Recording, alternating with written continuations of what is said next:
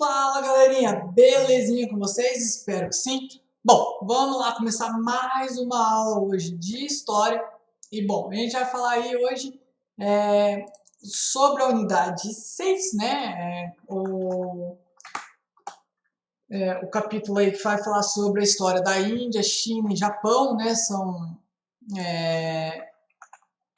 sobre como surgiu, como foi a colonização, entre outros. A gente vai ver um pouquinho de como funciona toda a história. Além disso, eu vou mandar mais um vidinho para vocês, tá bem?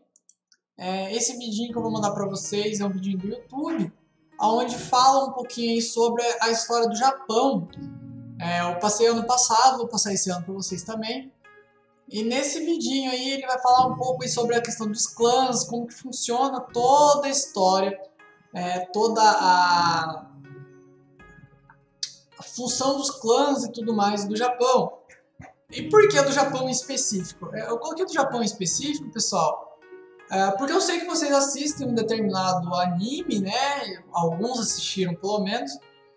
E fala aí sobre algumas coisas desse Japão feudal, né? Desse Japão de clãs, e daí a gente fica imaginando como era e assim por diante. Daí eu vou colocar o vídeo para explicar para vocês aí mais ou menos como funciona esse sistema dentro do Japão, de clãs, de senhores feudais, de vilas e assim por diante, ok?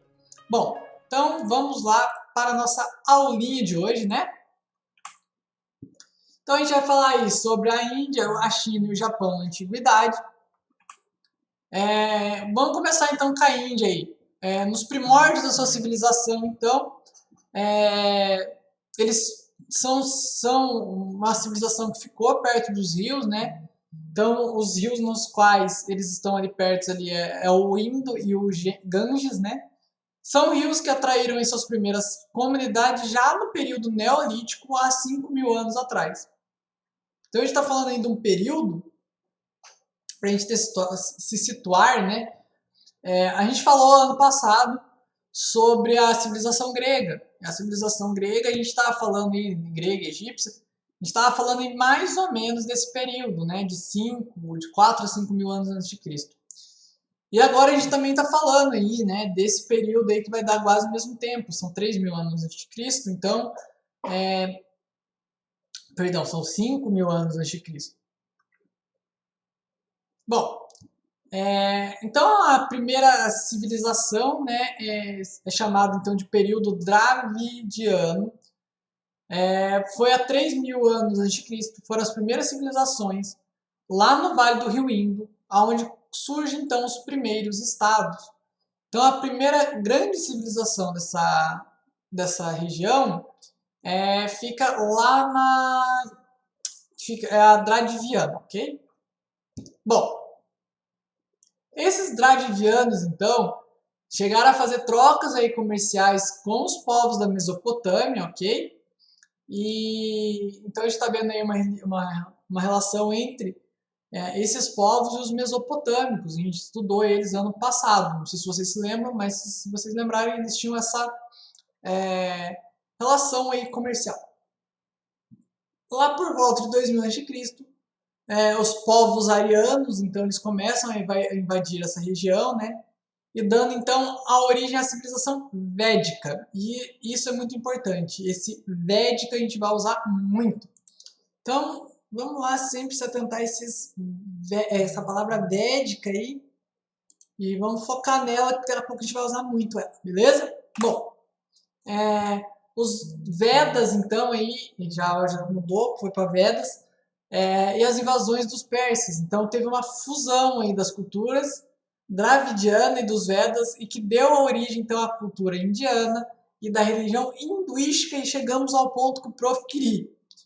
Então, ó, nessa religião hinduísta, a gente vai ver aí uma religião politeísta, existente até os dias de hoje.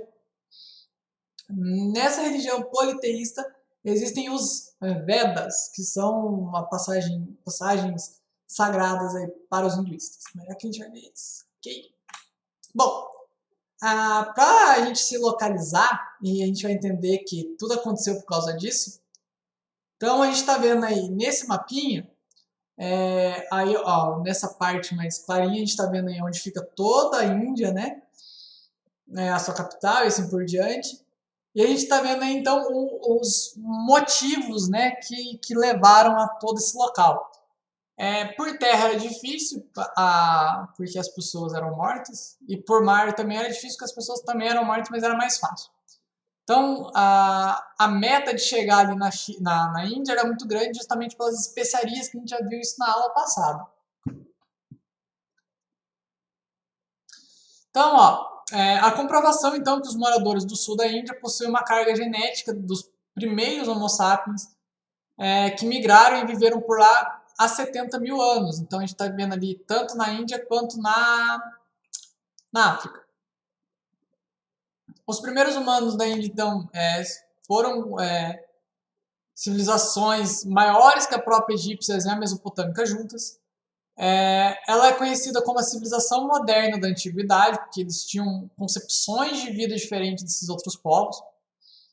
Essa civilização moderna, então, da antiguidade, ele é o ponto de partida aí para as raízes da religião hindu e da cultura indiana, né? E nelas encontramos o sacerdote como líder. Então, olhem para vocês verem já uma mudança. Não tinha ali um rei, né? Um sacerdote era o líder da sociedade. Os primeiros deuses hindu e as imagens dos deuses em posição de yoga. Então, a gente está vendo aí, por exemplo, eu não lembro qual é o nome dessa deusa, mas não é o Ganesh. O Ganesh era um elefante. Enfim, mas a gente tem uma imagem aí, vejam que eles sempre estão nessas posições de yoga, né? Que é a posição aí de meditação. Bom, por que até hoje, então, existe uma preservação histórica, né? Dessa religião e coisa que a gente não viu na África? Além da tradição oral, né, da fala, a religião ela continuou, mesmo com as incursões dos portugueses, ela ainda se mantém muito forte, né, em alguns lugares, e essa religião ainda é muito forte. Então tem a tradição do oral, que falar sobre a religião, falar sobre as antigas questões religiosas. Eles tinham uma abertura de novas crenças, e é isso que aconteceu, eles se abriram ao cristianismo, mas eles nunca abriram mão da religião indiana, né, da hinduísta, né, perdão. Considerado, então, a civilização moderna na antiguidade, né, uma fonte de especiarias no final da Idade Média, que acaba impulsionando as grandes navegações. Ela foi colônia inglesa nos séculos XIX e XX, foi a época do imperialismo, que a gente vai estudar mais pro final do ano, e a luta pela libertação do Gandhi. Gandhi era um grande líder espiritual que foi preso e depois ele foi solto. Bom, a melhor forma, então, para a gente poder entender a questão da Índia é entendendo a religião hinduísta. A essência cultural e social indiana é entrelaçada com a religiosidade. Vocês lembram de algum outro lugar que faz isso? Exato, galerinha. Lá quando a gente estava vendo a questão dos gregos, né? Dos gregos, dos romanos e dos egípcios, a gente vê aí uma forte presença, né? Uma ligação muito forte entre religião, sociedade e poder. Então eles estavam ligados aí em todas as esferas políticas, econômicas, sociais, e isso também é visto aí na sociedade indiana, e principalmente aí na sociedade indiana, justamente pelo fato de o sacerdote ser sim o maior líder político, né? E isso também foi, né, nos egípcios, né, onde o faraó era a representação de Deus, né, mas ele não era um sacerdote, enfim, é diferente. Essas são crenças e mentalidades totalmente diferentes da nossa cultura ocidental, cristã e judaica, né? Ela não possui um fundador em específico. Por volta dos anos 2000 a.C., a gente vai ver aí as correntes Dravidiana e Ariana e um misto de sociedades tribais chegando no animismo, né? Animismo são aí crenças em animais, até chegar no hinduísmo, que seria os indianos. A religião, ela se faz muito, a gente tem que entender muito que a religião está muito ligada ali. Como eu falei para vocês lá atrás, a gente está falando aí dos Vedas, né? Esses Vedas, então, é o conhecimento revelado. São raízes da religião que, nesse livro, está dividido em 4 partes, ele é datado de 1500 a.C. Ele é considerado um dos livros sagrados mais antigos que existem. Esse livro, então, esses Vedas, eles falam de didática, de sabedoria, de liturgia, de histórias profanas, lendárias e autênticas, ok? Dos seus principais conceitos, então, a gente tem o Brahman, né, que é o absoluto, a única realidade que existe, tudo veio voltar a ele. O Atman, que é a alma, o eu do homem, né, a ligação do que eu sou e o que eu sou, né, a minha, como que eu posso colocar? A alma mesmo, né, a questão da personalidade e tudo mais ser a alma do homem. A origem de tudo, então, está ligada ao Brahman, né? E existem várias versões para o surgimento da vida. Então, nos seus principais deuses, teremos ali o Brahma, não é aquele negócio que vocês não podem tomar, somente com maior de idade. Ele é o Criador, ele fez o mundo, ele é a causa, a origem e a essência do universo. Só para vocês verem que filosófico. Temos o Vishnu, que são os avatares, ou seja, são 10 reencarnações em uma, e o Krishna, que é o Deus do mundo, do amor e assim por diante. Não sei se vocês assistiram, mas tem um desenho chamado A Lenda de Yang, eu acho que é Avatar, A Lenda de Yang, tem até um filme, e fala dessas reencarnações do Avatar, e uma delas é o Yang, né? Temos também o Shiva, né, a Shiva, que é o destruidor, né, o deus que acaba com uma era para que o Brahma possa reconstruir. A Shiva, então, ela se torna Kali, né, quando vai fazer a destruição do mundo. Temos o famoso Ganeshinha, né, ele é invocado, então, por ser considerado um sábio e um removedor de obstáculos. Ele é, assim, um dos deuses mais cultuados, né, um dos mais populares também aí da religião hindu.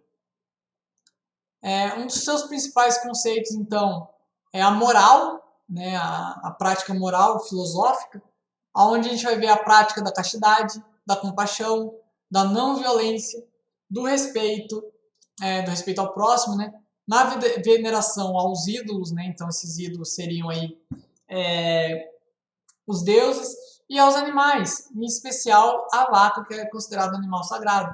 Então, na Índia, eles consideram muitos animais sagrados. Então, eles têm esse animismo, que é o culto aos deuses animais, ligados aos animais da natureza. Então, tá ligado muito a isso, entendeu? Temos aí o karma, né? Que a gente brinca muito hoje dos karmas instantâneos, de fazer alguma coisa errada e já receber de volta na hora. Alguns demoram mais, mas enfim. Bom, o karma, então, é um ato onde todas as ações de uma vida, e exclusivamente elas, formam a base para a próxima vida. Nesse karma aí, então, quer dizer que tudo que você fizer aqui, na sua próxima vida, na sua próxima reencarnação, você vai ou sofrer muito ou ter muitas coisas boas na sua vida. Como assim, prof? Explicando.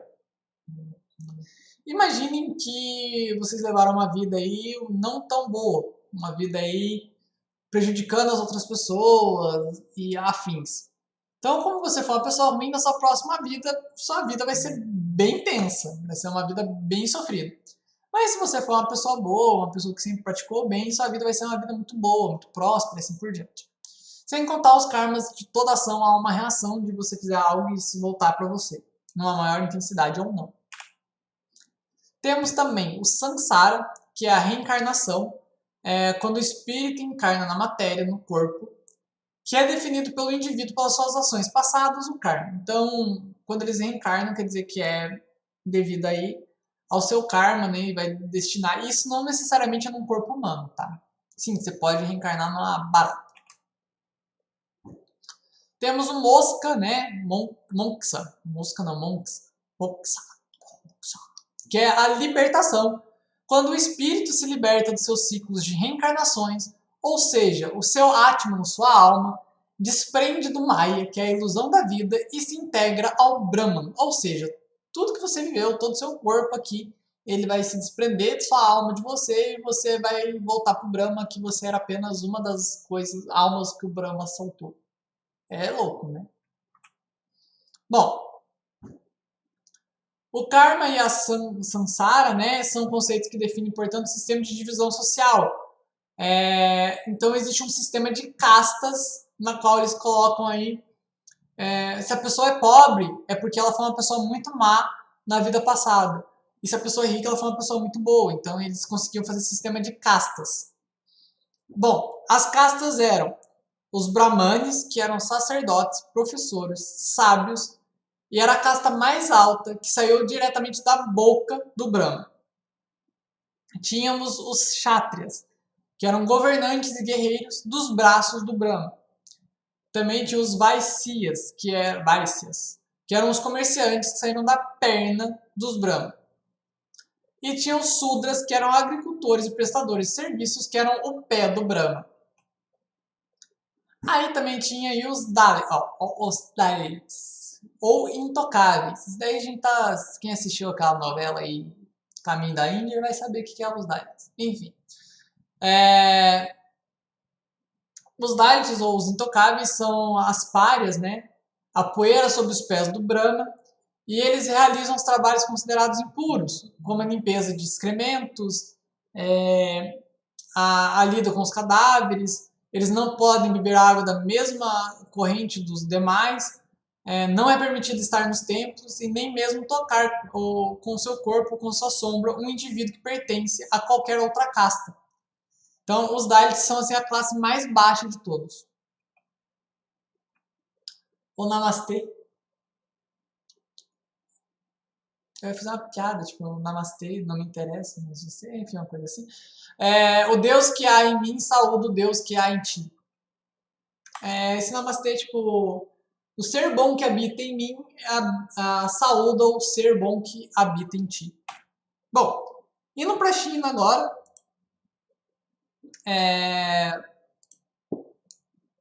a gente vai ver aí que também tem a questão dos homo sapiens, a importância também dos rios.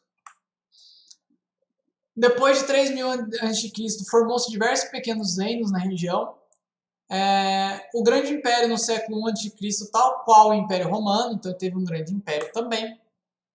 Das antigas dinastias, a gente teve até 2221 a.C. a Xia Shangqiu, que é a dinastia Shang, que conseguiu unificar o território na região do Rio Amarelo ao Rio Azul. Nesse Rio Azul aí tem um deus chamado Ribo, que é o deus do Rio Azul. Já a dinastia Zhou dominou a dinastia Qing e é o auge da filosofia chinesa. A dinastia Zhou, então, teve esse avanço tecnológico, o crescimento das cidades, mas o poder era descentralizado em principados, que eram tipo, vários lugarzinhos. Assim. Como isso são poderes descentralizados, vai existir muitas guerras e crises e vai acabar com a dinastia Zhou. Então teremos aí uma China imperial que vai de 221 a.C. até 1911, não é muito longe, é bem aqui perto. A gente teve uma reunificação chinesa, né, com a dinastia Qin, onde o poder e a cultura foram centralizados. Foi feita a construção da Grande Muralha da China nesse período, onde teve a maior extensão territorial também da China. Tivemos um grande avanço cultural, então é nesse período aí que a China vai ter um boom enorme, né, nessa questão cultural, não só na vestimenta, como seda, as roupas diferentes, os sapatos, as coisas habituais, mas nesse lugar tinha uma coisa muito difícil de se encontrar na Europa, chamada talher. Sim, na Europa não tinha talher, já falei para vocês milhares de vezes. O povo lá comia muita coisa. Camão. Sim, camão. E já nesses lugares asiáticos, né, na China e no Japão, existia a essência do talher, para eles comerem sem usar as mãos. Esse grande império aí, ele vai ter uma abertura ao capitalismo, né, em 1911 com os Estados Unidos. Essa aqui, que é a Grande Muralha da China, é considerada uma das 7 maravilhas do mundo antigo.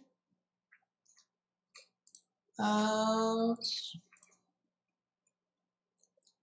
Muralha da China, então, ela cruza a China inteira, né? Ela faz toda aquela volta ali para que nenhuma tropa invasora chegue até ali.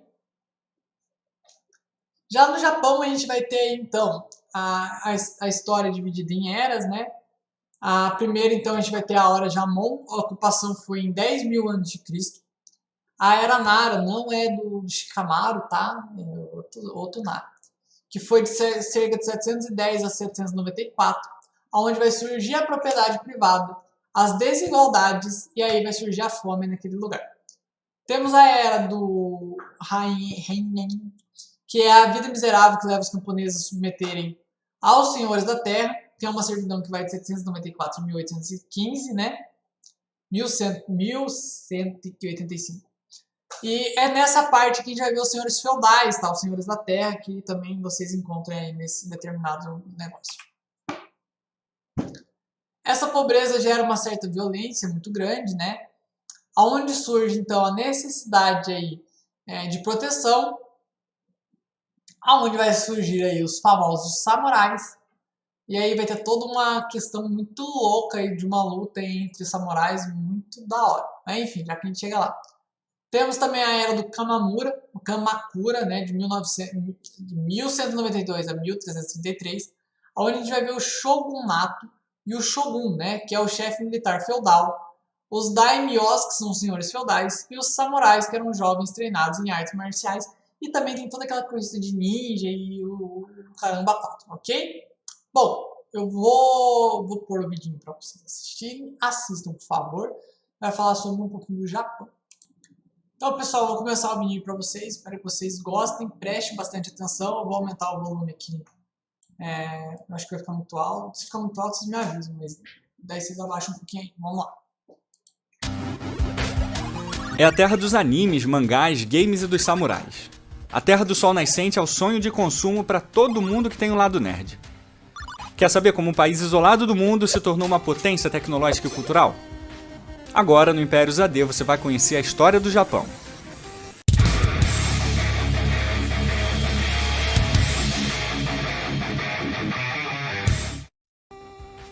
A história japonesa é dividida em períodos, e o primeiro deles é o período Jomon, que foi de 15.000 até 300 AC, e a galera que viveu lá tinha esse mesmo nome. Depois dessa cacetada de anos lá, começa o período Yayoi, de 300 AC a 300 AD. Os Yayoi teriam chegado da região onde hoje está a China. E foi nesse período que a população se espalhou por quase todo o arquipélago.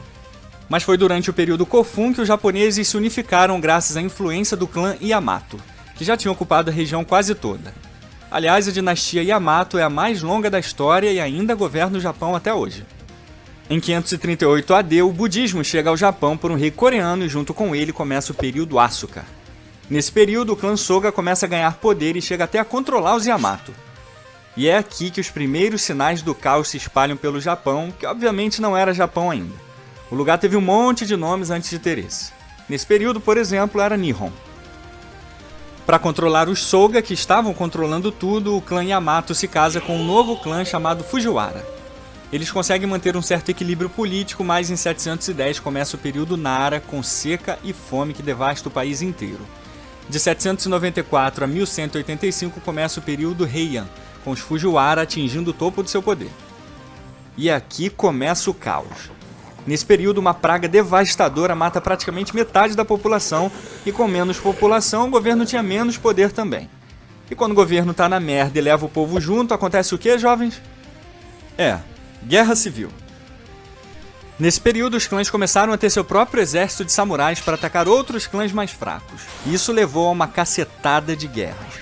Rebelião Hogan, Rebelião Heiji e Guerra Genpei. E o cara que colocou ordem nessa bagunça foi um japinha chamado Yoritomo, que foi o primeiro shogun, que significa grande general apaziguador dos exércitos. Os japoneses preferem usar esse nome bonito do que ditador, só que é a mesma coisa. O shogunato era o nome da administração onde ficava o shogun. Essa figura atingiu o auge do seu poder durante o período Kamakura, de 1185 a 1333. E eles introduzem uma nova forma de governo. eles nomeiam os daimyos, que eram grandes senhores feudais espalhados por toda a região que também tinham seus samurais treinados. O Japão chegou a ter uns 300 daimyos, cada um com seu exército de samurais. Você já está entendendo onde isso vai parar, né? No início até que estava dando certo, eles chegaram até a derrotar 2 invasões dos mongóis. Mas com aquela cacetada de gente querendo mandar, é claro que o negócio não ia prestar. A Guerra Ronin surge como uma disputa entre shoguns para subir ao trono, devastando o período Muromachi e dando início, jovens, ao período Sengoku, que significa país em guerra. Do final do século XV até o final do século XVI, o país inteiro estava mergulhado na guerra civil mais sangrenta da sua história. Durante décadas, os samurais tiveram a participação mais decisiva nessa guerra, que por ser equilibrada, crescia e ficava cada vez mais sangrenta. Os ninjas, também conhecidos como shinobis, surgem nesse período realizando missões secretas de espionagem e assassinato. Mas em 1543, os primeiros europeus chegam ao Japão. Os portugueses não eram só pessoas totalmente diferentes para os japoneses. Eles traziam uma tecnologia que os japoneses nunca viram: o arcabuz europeu. Tem historiadores que dizem que os japoneses nem sabiam o que era arma de fogo até a chegada dos portugueses. O daimyo Oda Nobunaga pede auxílio dos portugueses, que treinam e fornecem uma boa quantidade dessas super armas para essa facção japonesa, que ficou conhecida como Arma Tanegashima. Os portugueses mudaram a história do Japão e acabaram com um século de guerra civil. E teve mais. Os portugueses converteram uns 300 mil japoneses ao cristianismo. Mas eles aceitavam Jesus só porque queriam comércio português. No fundo, eles eram Buda. Em 1600, uma nova guerra civil surge no Japão entre os clãs Tokugawa e Toyotomi. Após a Batalha de Sekigahara, surge o shogunato Tokugawa, que seria o último e dominaria o Japão até 1868, no período Edo. Esse shogunato alavancou o Japão. Aumento da população, alfabetização e crescimento econômico estelar. O período Meiji surge em 1868, trazendo a figura do imperador de volta à cena, mas ainda sob o controle dos oligarcas, conhecida como Oligarquia Meiji. Mas foram esses caras que derrotaram os russos na Guerra Russo-Japonesa, que foi uma baita humilhação para os futuros comunistas. E pelo jeito, essa vitória deixou os japoneses com um gostinho de império na boca, principalmente depois da vitória na Primeira Guerra Mundial ao lado dos europeus.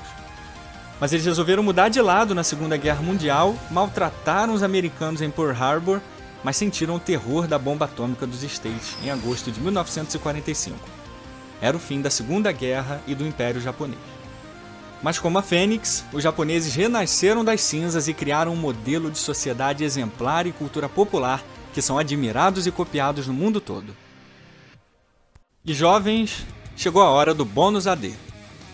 No Japão antigo, as mulheres escureciam.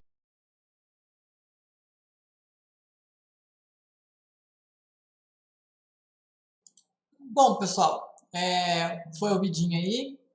É isso para a nossa aula de hoje. Espero que vocês tenham gostado. Qualquer dúvida, manda mensagem para o prof. O prof está aqui à disposição de vocês. Nos vemos aí na próxima aula, na próxima semana. Nos vemos também na aula ao vivo. O prof está com saudade de vocês. Esse assunto aí, a gente vai falar mais um pouquinho sobre ele, principalmente na aula ao vivo. Depois a gente retoma aí com os conteúdos, ok? Quer dizer, esse é o conteúdo, mas vocês entenderam o que eu quis dizer. Beijo no coração, o prof tá com saudade de vocês. Eu vou mandar uma tarefinha aí sobre esse vídeo, tá bem? Vocês vão fazer para mim aí uma tarefinha para ele, eu vou mandar no grupo de vocês. E vocês vão ter um prazo bonzinho para vocês entregarem. E é isso, beleza, pessoal? Tchau, tchau. Até a próxima aula.